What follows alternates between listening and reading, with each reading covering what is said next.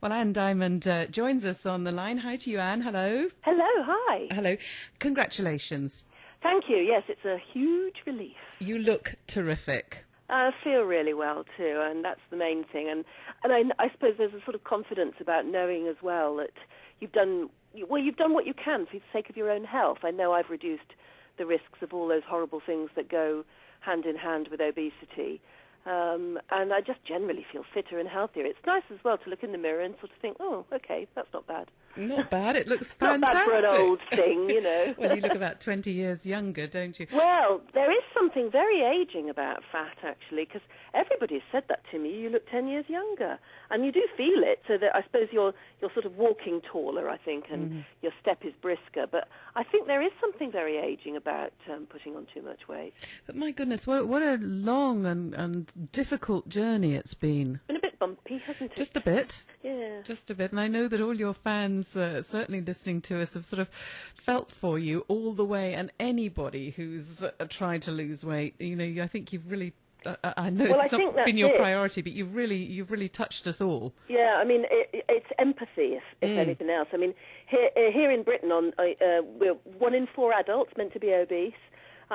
God knows what it's like on the continent in certain places. I suppose it differs from place to place. But, I mean, there's no doubt that it's a problem that we in the Western world have got to learn to face up to in a very grown-up way. I mean, gone are the days when you poke fun at, or at least I hope that those days are going, where you poke fun at fat people and call them couch potatoes and imply that it's a self-inflicted disease of some sort and that therefore they deserve no sympathy.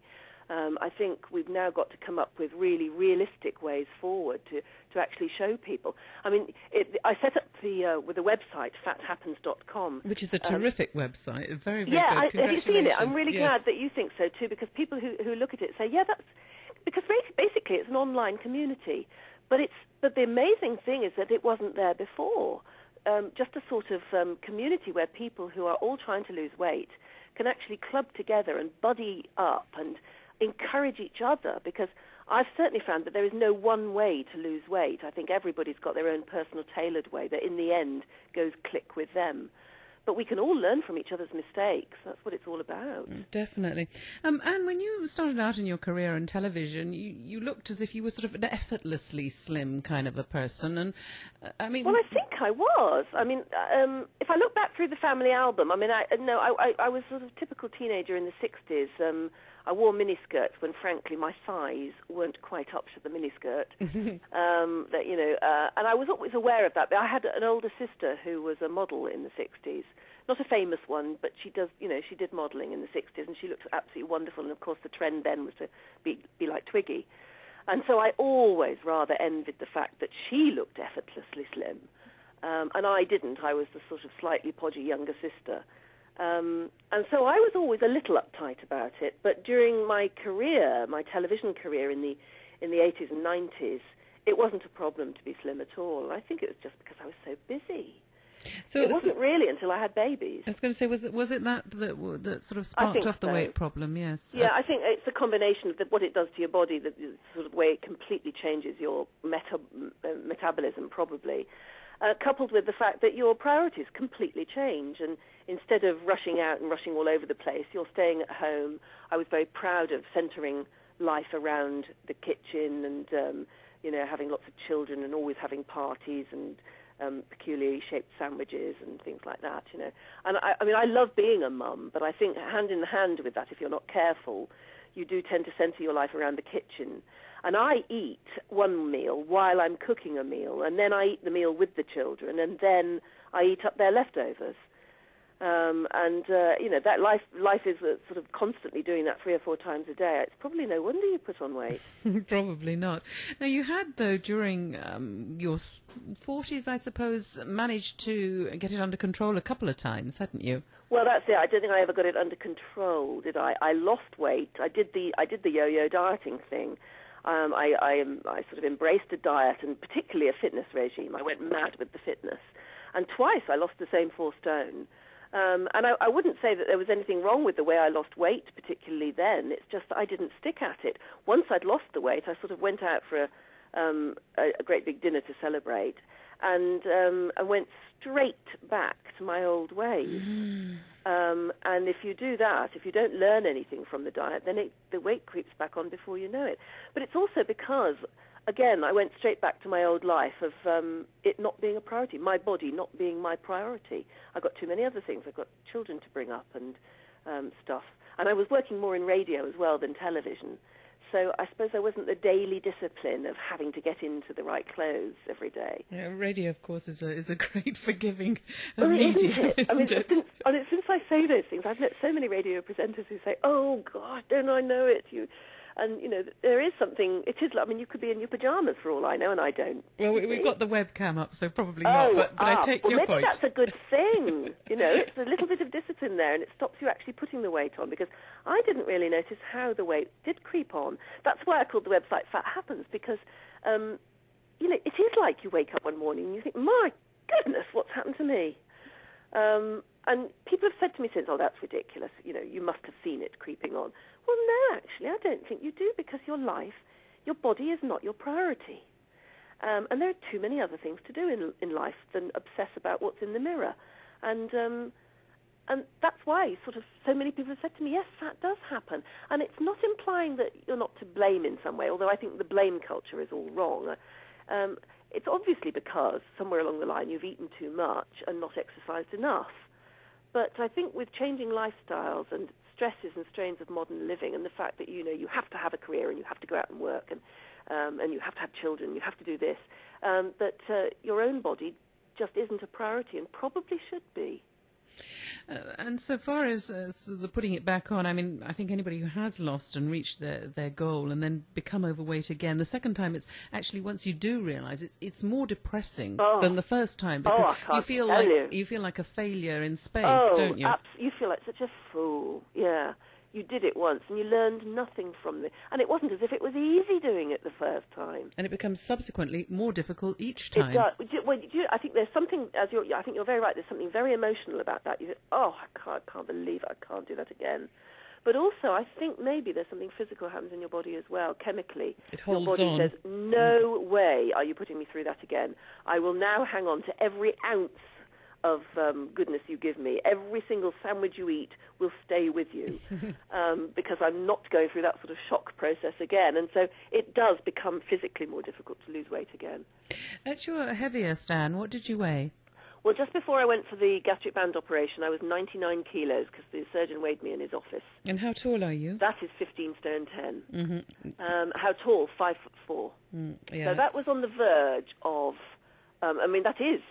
obese. Morbidly so, which is really a lovely phrase, isn't it? I wish they'd invent something else, but basically, yeah, what it means is that you are on the verge, and certainly if you get any worse, you are going to develop all those nasty things that could even threaten your life, like diabetes, extra risk of stroke, heart disease, even cancer.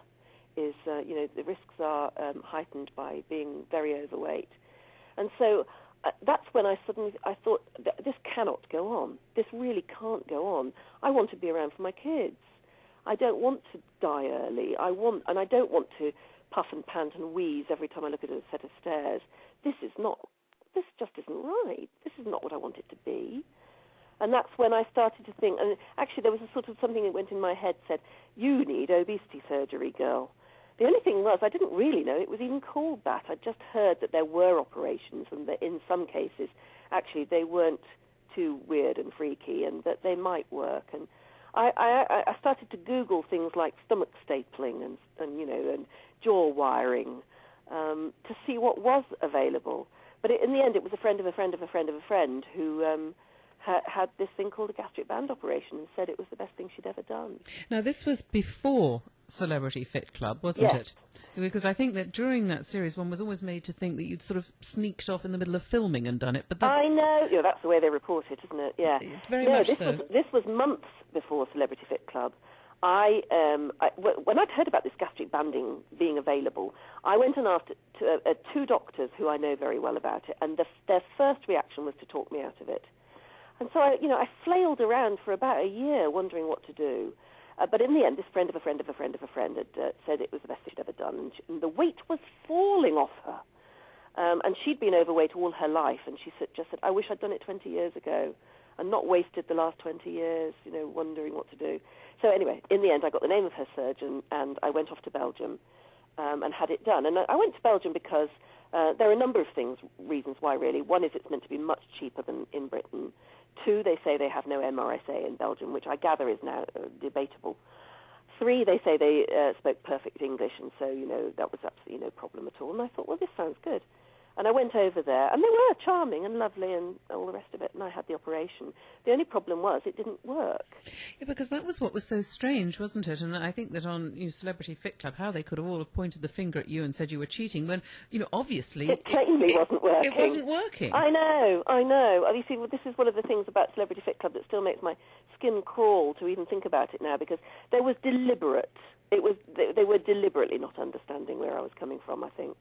Because, I had been to Belgium, come back, wondered for several months why it wasn't working, gone back to Belgium, talked about it with the surgeon again. He'd given me one of these things called a fill, where they can adjust the band around your stomach, and still it wasn't working. And by the time Celebrity Fit Club came along, I'd given up on the entire thing. I'd become convinced that what I'd done was been sold a pup, and that it was just basically a gizmo that didn't work. Or did you feel that it was almost your fault that again I'm the only person who's this not working for? The strange thing was that this friend of a friend of a friend of a friend, it was working brilliantly for her, but for me it didn't. And I just came to the conclusion that there was something weird about me, or maybe I was just a total failure at weight, and I was going to be a fat old lady whether I liked it or not. And I'd given up on it completely. It was totally irrelevant. It was this thing inside me that was I'd almost forgotten, although I haven't forgotten, but you know what I mean, it was irrelevant by the time Celebrity Fit Club came along. And they said, this is going to be all about teamwork, and it could be great fun, and you lose weight. Most people lose weight about 4 pounds a week. And I asked a few other people who'd been on it, and they said it was the best thing they'd ever done. So I went ahead and did it. I didn't tell them about the band because it was irrelevant by then. But unfortunately, apparently some lady who'd seen me in Belgium rang up the newspapers and said, Anne Diamond says she's losing weight by joining in with everybody on Celebrity Fit Club, but actually she's done it because she had a gastric band operation. I know because I saw her out there. And very, very unfair, and the reaction of the people was really very unkind. Well, I think it was deliberately, they just didn't want to understand. They didn't, because it made big headlines, and I think that's what the producers wanted. Well, was this one of the lowest points for you? Well, I mean, it was actually, because by then I was convinced that weight loss surgery wasn't helping me, even surgery. And by then I'd even been sort of chucked off a program that was probably my last hope at trying to lose weight. I mean, they'd sold it to me as well, saying, look, we've got the best experts probably in Britain to help you. You will lose weight because everybody does on this program. And I'd even lost that as well. So, I was really pretty low at that point. Awful. Except that I was also very angry because I knew something was wrong. But the great thing that came out of all that furore and all those awful headlines and horrible pictures in the papers was that these people from the hospital group in England rang me and said, look, we don't understand this. It should be working for you. And the lady who rang said, I've had a gastric band. I've lost 7 stones. These things work. They're really amazing little devices, and it should be working for you. We don't understand why. We've been talking about you in the office all day, and we can't understand why yours isn't working. Do you want to come along and meet one of our experts, and he'll try and figure out what's gone wrong? And that's when they gave me an X-ray, and we found out that the band had been put in the wrong place. This is just, unbelievable. It's gobsmackingly unbelievable, isn't it? Absolutely frightful, and a real word of caution to anybody on this situation, because, my goodness, not only was it not working, but it could have been doing you untold damage. Well, it could have. I said to my surgeon in Britain who reoperated in the end, I said to him, was it dangerous? And he said, well, if it could... Where it was certainly doing you no good. Where was it actually? Well, they'd put it around the bottom of the esophagus, where the esophagus meets the stomach. It should be around the stomach. Of course. Because the idea is that if you imagine your stomach is like a balloon, you put a band around the middle of the stomach, and you end up with a stomach like an hourglass, which gives you a tiny little stomach at the top and a big stomach at the bottom. And obviously then you are dealing with what is effectively a tiny stomach. So you eat less, you feel satisfied more quickly, and that should work like that. Where they'd put the band was around the bottom of the esophagus where it meets the stomach. And the only way it could possibly have worked in that situation was if you tightened it so tight that it restricted my esophagus and that therefore it became painful to eat because it would be painful to swallow. Which is not the way. Well, that's the the system only way works. it could have worked in that position. Absolutely frightful. Which, as my British surgeon said, well, yes, basically it could have led to terrible complications, which could have been dangerous. Yeah. But as it is now, thank goodness, this was spotted. It's been corrected, and oh gosh, I want to say the rest is history. It worked. It's working. So did it work immediately? Did you really, like your friend of a friend of a friend of a friend of a friend, just it fell off more or you? less, yes. Because it works immediately because you have to go on a sort of liquid diet for the first couple of weeks after you've had it, just so you give your stomach an easy time to readjust to having something around it. But after that, you're meant to go back to eating an entirely normal diet. You just have to eat less because you've got a restriction. And yes, you notice that straight away. And so you do end up losing weight quite quickly because, well, but not too quickly. Just because you never have a bad day. You never can eat too much. So once you've learned to live with it, and there are times when you overdo it a bit at the beginning while you're still learning, and you actually eat too much for it, and then you can't get it all down, and that feels desperately uncomfortable for a bit. But you very quickly learn not to do that again. You learn how to moderate your eating pattern, which is actually quite good for you. So you have to relearn habits which are best for you. So do you eat little and often now, or Yes. little and not often?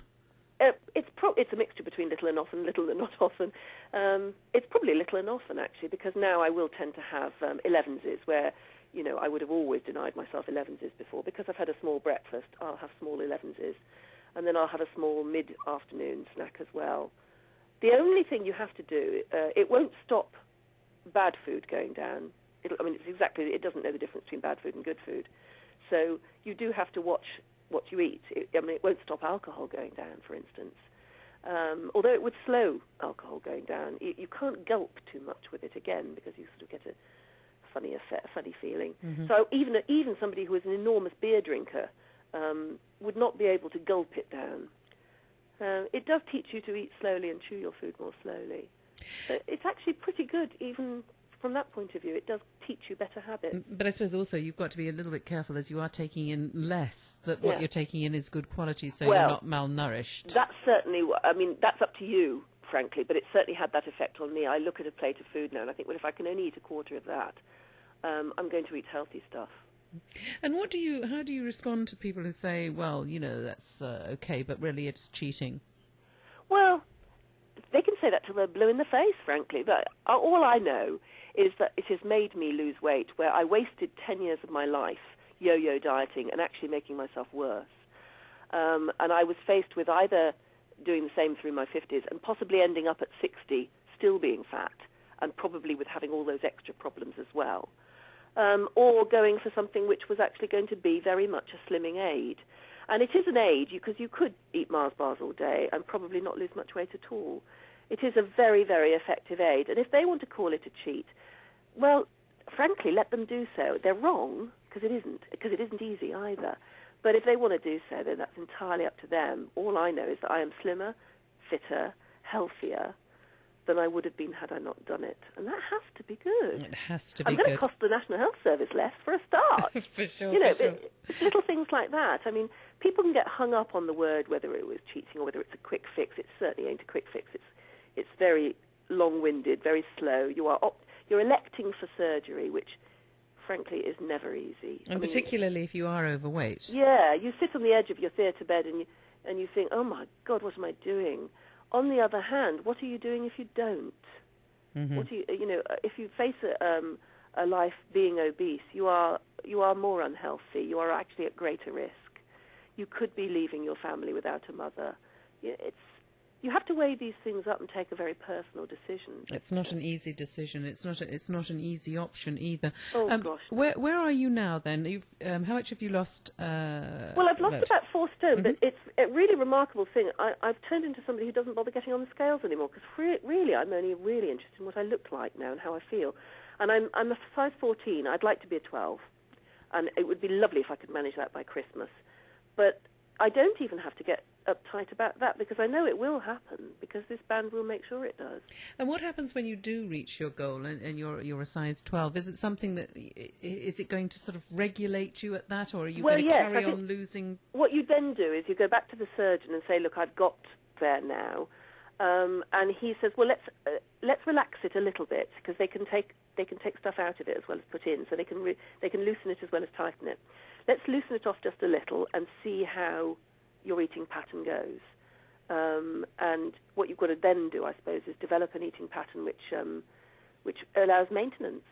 You know, it allows life to be worth living. You're still eating the things you like, but just enough to keep your body in trim. Well, I think it's fantastic, and you know, we do really, all of us, I'm sure, here listening to this, really wish you well with this. Are you having fun going out and buying new clothes? Oh, I can't tell you. It's such fun. You don't think this. It almost sounds as though you're being a bit superficial to say your body matters that much, but it really is lovely as a woman to be able to go out and try on clothes and they fit and you look good in them. I know it's not the most important thing in the world, which is why I got to this position in the first place. It wasn't enough of a priority for me, probably. But, you know, your body is. You can't be a radio presenter, a mother, a wife, a career woman if you haven't got a body that's supporting you. If you've got an unhealthy body, you can't do any of those things ultimately.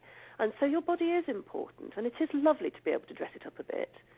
And I'm going to go for if I can get to a 12 just before Christmas, I'll go on a bit of a splurge and treat myself. Wonderful. Perhaps we can catch up with you then just before Christmas and see how you're doing. I know that our listeners are very much behind you. And career-wise, I realise this isn't a priority, perhaps on radio, but do you think that more doors are going to open for you now? Who knows? I mean, we're in a very the media is, as you know, very sexist, very judgmental, and.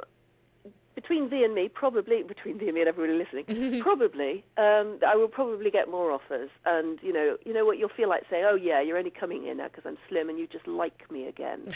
But who knows? I don't really know. Frankly, the website is keeping me so busy. It's like publishing your own magazine. I'm the editor, the writer, the producer, the everything. And it's getting so popular and I'm so thrilled that people love it that I could spend the entire day doing that. And at the moment, it's entirely free, so it doesn't pay. But it is lovely to be able to do that. So I'll probably be writing a Fat Happens book. Oh, isn't that terrific? I think that's the next thing. Excellent. Because there's a need for it. The people are asking for it. Definitely so, definitely so. And it's been great talking to you. And, you know, we feel that we know you now. And as I say, we'd like to catch up with you again from time to time. I know our listeners are going to enjoy fathappens.com as well. Because there's loads of information there. And I want to thank you very much for your time today. Oh, that's great. Thank you. Thank you. Bye-bye. Bye.